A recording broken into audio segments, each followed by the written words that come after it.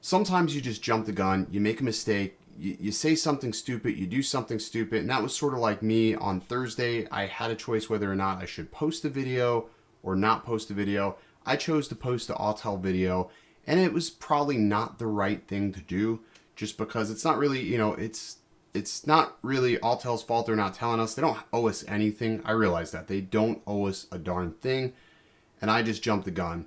But I did reach out to them for comment, and they actually responded back to me with one of my requests. And that request was actual physical footage from the Evo drone. And I actually had seen this footage already, but I wasn't sure if it was actually the real footage from the Evo drone. And I didn't want to put it out there if I didn't know it was coming from the actual source. They actually provided me with that footage. So I'm going to go ahead and play the footage for you guys.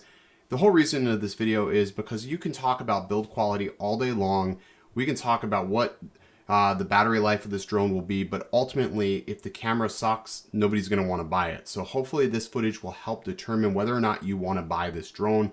This is actual footage they filmed from basically around the country. There's like 4 different clips. They're not very, very long clips, but it should give you a good idea of what this camera can do.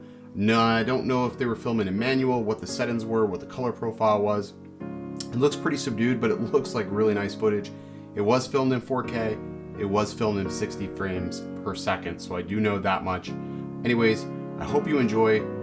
Leave a comment down below if you have any questions. I'll be hanging out, chilling in the comments section for a little bit after this video. Yeah, so that's it. I will talk to you all in the next video. See ya.